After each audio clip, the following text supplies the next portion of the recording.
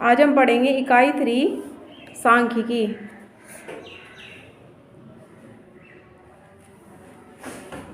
सांख्यिकी में हमें इस तरह से पाई ग्राफ बनाने होते हैं या पाई ग्राफ पर आधारित क्वेश्चंस होते हैं। पाई चार्ट, वृत्तारेख, इस तरह से।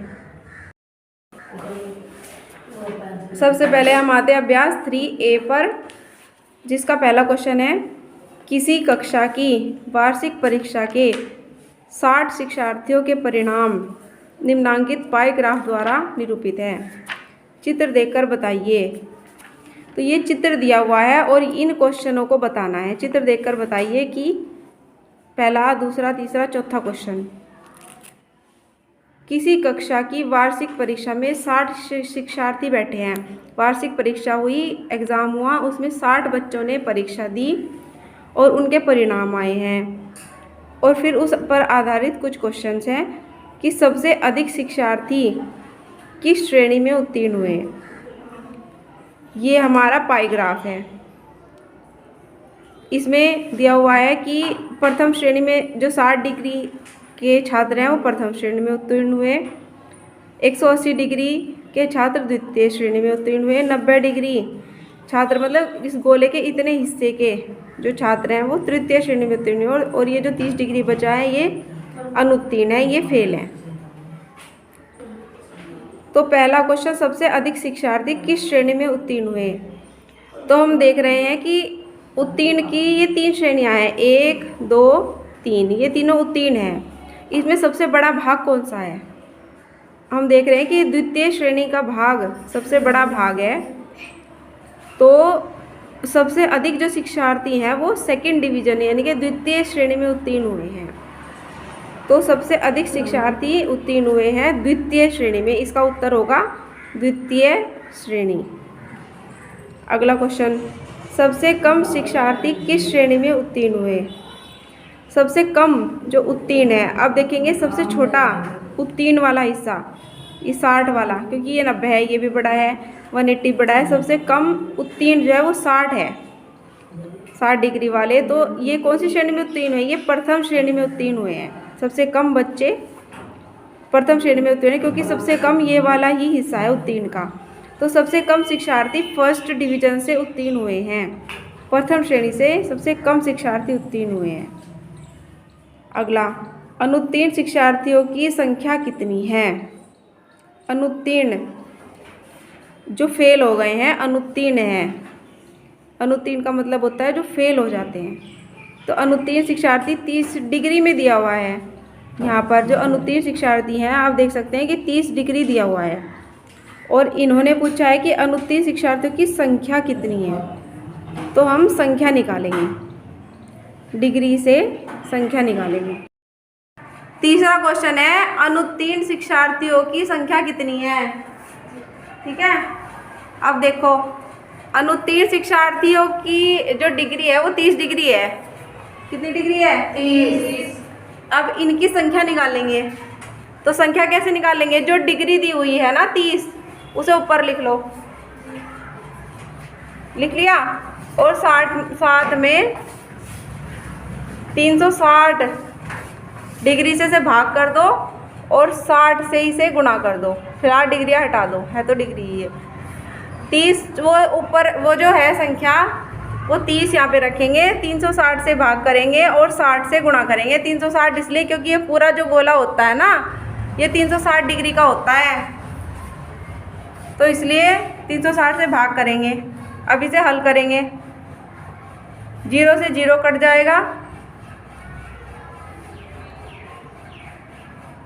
और 3 एकम 3, 3 दूनी 6। तो हमारे पास आ गया है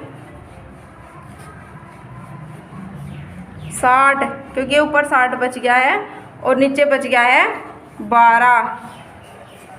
अब 60 का पहाड़ा, 6 का पहाड़ा पढ़ो, 6 एकम 6, 0, एक 0 है, 6 दूनी 12, 2 से कट जाएगा 10, 2 पंजे 10। तो आ गया है 5। तो अनुत्तीर्ण शिक्षार्थियों की संख्या कितनी है, 5। जो फेल हुए हैं बच्चे उनकी संख्या है 5। ये जो नीचे की डिग्री है ये सेम रहेगी। अगर कोई संख्या निकालेंगे, मान लिया हमें तृतीय श्रेणी की संख्या निकालनी है, उन्होंने पूछा है कि तृतीय श्रेणी में कितने बच्चे पास हुए उनकी संख्या निकाल लो। तो क्या करेंगे, 90 डिग्री है तो 90 ऊपर लिखेंगे, बटे में 360 और गुणा 60। मतलब जो ऊपर की संख्या है ना ये चेंज होती रहेगी बस। ये 60 यहाँ पे और 360 यहाँ पे रहेगा। अगर कोई संख्या निकाल लिया इनमें से किसी की भी, फर्स्ट की, सेकंड की, थर्ड की या फेल वालों की, ठीक है, इस तरह से। अब इसी का क्वेश्चन नंबर, पहले का क्वेश्चन नंबर 4, प्रथम श्रेणी और द्वितीय श्रेणी में उत्तीर्ण शिक्षार्थियों की संख्याओं में अनुपात क्या है, ये है क्वेश्चन हमारा, ये वाला क्वेश्चन। प्रथम श्रेणी और द्वितीय श्रेणी में जो बच्चे पास हुए हैं उनकी संख्याओं का अनुपात निकालना है। अब देखो, प्रथम श्रेणी में पास हुए बच्चे ये, द्वितीय श्रेणी में पास हुए बच्चे ये, इनका अनुपात निकालना है। तो हम इसको डायरेक्ट भी कर सकते हैं इस तरह से। अगर डायरेक्ट करेंगे, देखो प्रथम श्रेणी में कितने पास हुए हैं, 60, तो 60 ले लो, और अनुपात जो तृतीय श्रेणी में, सेकंड में पास हुए हैं वो ले लो, 60 अनुपात 180। अब इन्हें काटो, 6 एकम और 6 18, और 0 से 0 कैंसिल, 1 अनुपात 3 आ गया। सिंपल, सीधा सीधा आ गया। नहीं भाई, अगर इन्हें काटेंगे तो 0 से 0 कैंसिल, आसान तरीके से मान लो, और 6 एकम 6 6 18 अनुपात क्या आ गया, 1 अनुपात 3। कितना, 1 अनुपात 3। अब इसे करने का एक तरीका और है जिसमें गलती की संभावना नहीं होती। प्रथम श्रेणी में उत्तीर्ण, प्रथम श्रेणी में उत्तीर्ण जो विद्यार्थी, उनकी संख्या तो पूछी ना, तो 60 बटे 360 गुना 60, यहाँ से इसकी संख्या निकलेगी कि कितने बच्चे पास हुए हैं। 0 से 0 कैंसिल,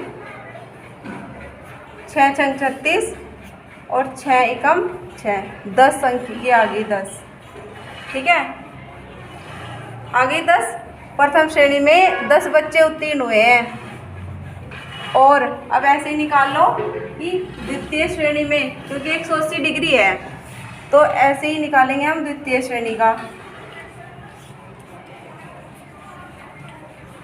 द्वितीय श्रेणी में कितने बच्चे उत्तीर्ण हुए हैं, उन्हें निकालने के लिए, क्योंकि डिग्री हमारी 180 है द्वितीय श्रेणी की, डिग्री कितनी है, 180 है द्वितीय श्रेणी की, तो इसलिए हम यहाँ पर लिखेंगे 180, नीचे लिखेंगे 360 और गुणा करेंगे 60 से। बस ये ऊपर की संख्या ही चेंज होती है, क्योंकि देखो यहाँ पे 360 गुना 60, 360 गुना 60, बस ऊपर की संख्या बदल गई। अब इसे कैसे हल करेंगे, 0 से 0 कैंसिल, 6 एकम 6, 6 6 36 और 6 18 और 1 0 आ गई, 30 आ गई। देखो 10 बच्चे तो प्रथम श्रेणी में उत्तीर्ण हुए हैं, 10 बच्चे, और 30 बच्चे उत्तीर्ण हुए हैं द्वितीय श्रेणी में। तो अब हम इनका अनुपात निकालेंगे। अनुपात प्रथम वाले लिख लो, फिर अनुपात दूसरा, 10 पहले में हुए, 30 उसमें। अब 0 से 0 कैंसिल, ये आ गया 1 अनुपात 3। आगे यही 1 अनुपात 3। इसी तरह से आप इसे देख सकते हैं कि इसका 1 अनुपात 3 है, या फिर इस तरह से हल कर सकते हैं, इसका भी उत्तर 1 अनुपात 3 है।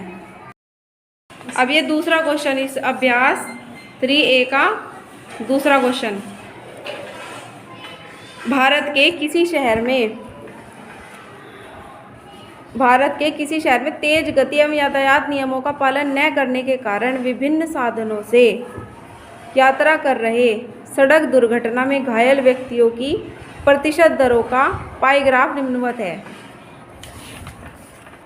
ये रहा, जो विभिन्न साधनों से यात्रा कर रहे थे ना लोग, वो जो दुर्घटना में घायल हुए हैं, फिर उनके प्रतिशत का पाई ग्राफ है ये।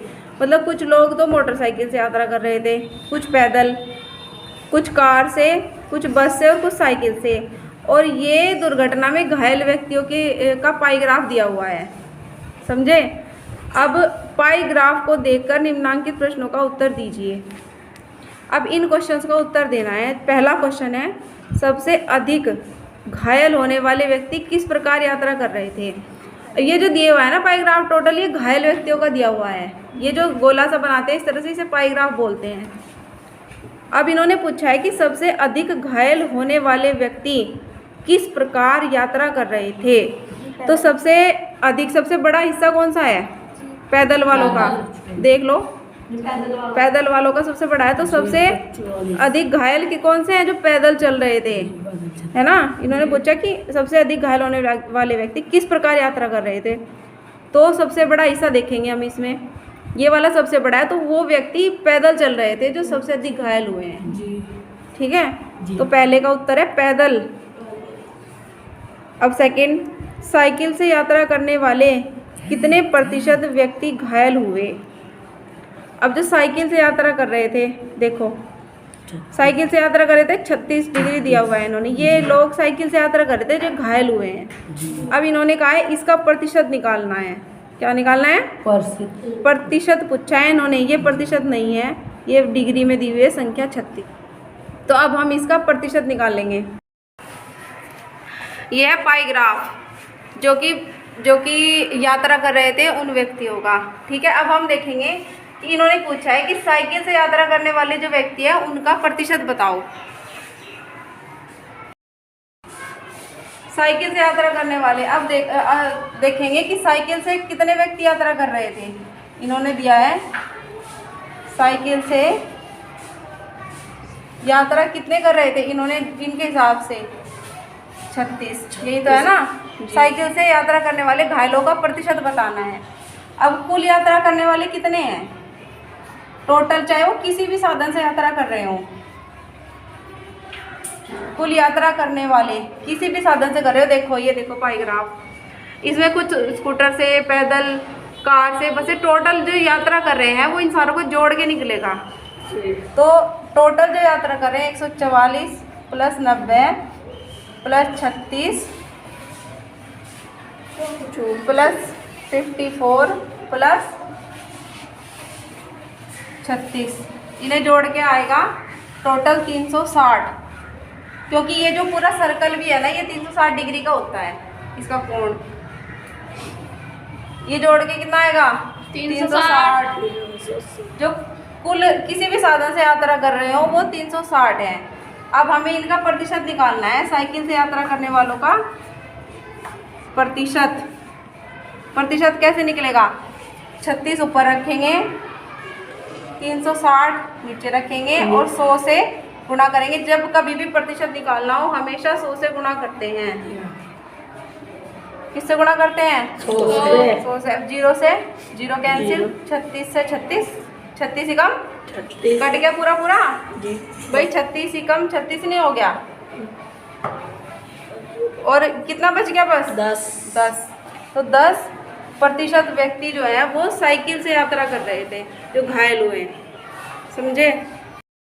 तीसरा, मोटरसाइकिल से यात्रा करने वाले कुल कितने प्रतिशत व्यक्ति घायल हुए हैं। अब इन्होंने फिर से प्रतिशत पूछा है, लेकिन किसका पूछा है, मोटरसाइकिल वालों का, जो मोटरसाइकिल से जो यात्रा कर रहे थे उनका प्रतिशत बताओ। मोटरसाइकिल से जो यात्रा कर रहे हैं वो ये वाले छात्र कर रहे, छात्र नहीं मतलब ये वाले लोग कर रहे थे, ठीक है। तो इनका प्रतिशत निकालना है घायलों का। मोटरसाइकिल से यात्रा करने वाले, यहाँ पे लिखेंगे मोटरसाइकिल से यात्रा करने वाले कुल जो दिए हुए हैं वो इतने दिए हुए हैं, और कुल किसी भी साधन से जो यात्रा करने वाले हैं वो हमारे हैं 360, ठीक है। तो अब हमें इनका प्रतिशत निकालना है जो मोटरसाइकिल से यात्रा कर रहे हैं। तो उनका प्रतिशत के लिए 90 ऊपर रखेंगे, 360 नीचे रखेंगे, और हमेशा जब भी प्रतिशत निकालेंगे तो 100 से गुणा करेंगे, ठीक है। अब इसे हल करो। साइकिल से यात्रा करने वाले 0 से 0 कैंसिल, 9 चौक 36 और 100 को 4 से काटेंगे तो 25 आएगा। 25 चौक का 100 होता है। ठीक है, देखो 4 दूनी 8 बचे 2 20 हो गया। 4 बजे 20। तो जो साइकिल से जो मोटरसाइकिल से जो यात्रा कर रहे थे, घायल हुए हैं, उनका जो प्रतिशत है वो 25% है। अगला क्वेश्चन है, पैदल व कार यात्रियों के घायल होने की प्रतिशतता कितनी है।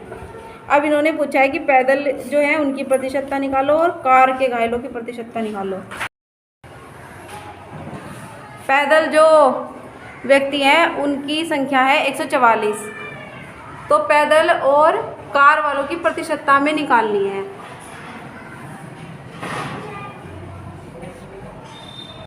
तो पैदल जो यात्रा कर रहे हैं उनकी प्रतिशतता निकालनी है। तो उसके लिए क्या करेंगे, पैदल वालों की संख्या बटे 360 और गुणा 100। प्रतिशतता निकालने के लिए 100 से गुणा करेंगे। अब इसको हल करेंगे, इस पूरे को हल करेंगे। 0 से 0 कैंसिल। अब हमारे पास आ गया है 36, 6 छंग 36, 6 दूनी 12, 6 चौक 24, 6 चौक 24। तो यहाँ पे बच गया, ऊपर बच गया है 4 और 10। 4 गुणा 10 मतलब कि 40। तो प्रतिशतता आ गई है। जो पैदल यात्रा कर रहे थे उनके घायल होने की प्रतिशतता है 40%।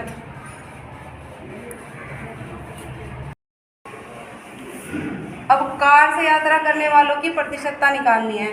तो जो कार से यात्रा कर रहे हैं वो है 36 और हम हर में लिखेंगे 360 और गुणा करेंगे 100 से। तो इस तरह से कार से यात्रा करने वाले घायल व्यक्तियों की प्रतिशतता निकलेगी। अब इसको हल करेंगे। 0 से 0 कैंसिल, 36 से 36 कैंसिल। तो बच गया है यहाँ पे ये 10 सिर्फ। तो कार से जो घायल व्यक्ति है उनकी प्रतिशतता है 10।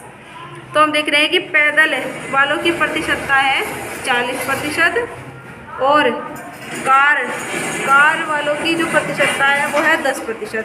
तो उन्होंने कहा इनकी कुल प्रतिशतता निकालिए। तो कार और पैदल वालों की कुल प्रतिशतता 40 + 10 बराबर 50%। तो जो कार और पैदल से कुल यात्रा कर रहे थे उनकी प्रतिशतता कुल हो गई है 50%।